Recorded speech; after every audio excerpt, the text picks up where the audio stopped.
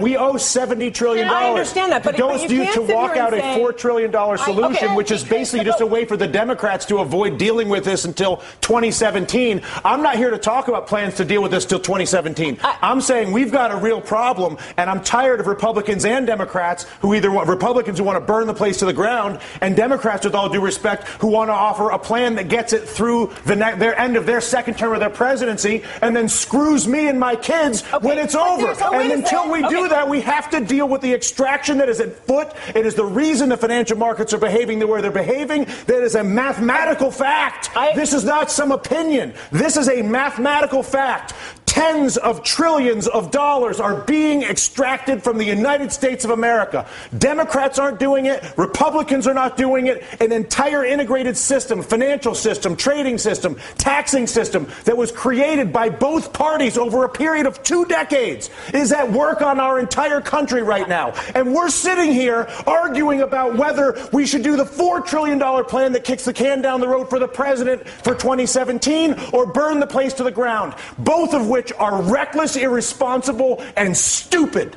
And the fact of the matter is, until we actually, and I'm sorry to lose my temper, but I tell you what, I've been coming on TV for 3 years doing this. And the fact of the matter is that there's a refusal on both the Democratic and the Republican side of the aisle to acknowledge the mathematical problem, which is that the United States of America is being extracted. It's being extracted through banking, it's being extracted through trade, and it's being extracted through taxation. And there's not a single politician that has stepped forward, Susan, to deal with this. But there's only one right now. The leader of the free world, whether you like it or not, the President of the United States is arguably one of the most powerful individuals we have out there. But and Susan, he's what you're saying is exactly the point that Dylan is making. It's not about one guy. It's about all of them. No, I actually disagree. I think Dylan's saying it isn't about one guy. It is about one guy. What would you like him to do? I would like him to go to the people of the United States of America and say, people of the United States of America, your Congress is bought. Your Congress is incapable of making legislation on health care, banking, trade, or taxes, because if they do it, they will lose their political funding, and they won't do it. But I'm the President of the United States, and I won't have a country that is run by a bought Congress. So I'm not going to work with a bought Congress and try to be Mr. Big Guy. I'm working with the bought Congress.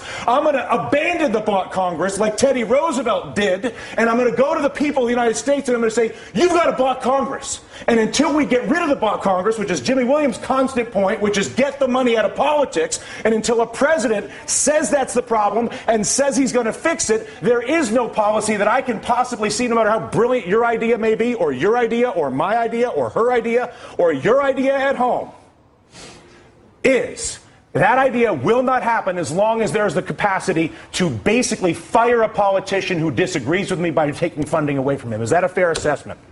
Money in politics is the root of all political evil. It is corruption at its worst. And until we step up and kick that out of the park, it's going to be the same system all and only the president could do that. We're going to No. Congress has to do it too. The Congress has to do it too. But I'll tell you what. How bad does it have to get? How much money has to be extracted? How many things have to be heard? Down to brass tacks. Okay, physically, what do? You go and give a speech right now. Right now. Right now. You say. And then what happens tomorrow? Tomorrow, what happens is you begin the process of actually investing in solving the problem. So I come out and I say, how? I create an infrastructure bank with 2% blending immediately. Once I explain to people the problem, once I explain to you have cancer, once you understand how screwed up your trade, tax, and banking policies are, believe me, you will have no issue when I incorporate an infrastructure bank that I fund with repatriated offshore money that I bring in and then use to create 2% direct lending to every business in America. Because when you realize that the banking system is fully corrupt and defrauding us, and I come out and say that, which is what I want my president to do, then at that exact moment I say, you know what, we got a screwed up situation here, people. You all know it, and now what? I'm going to admit it.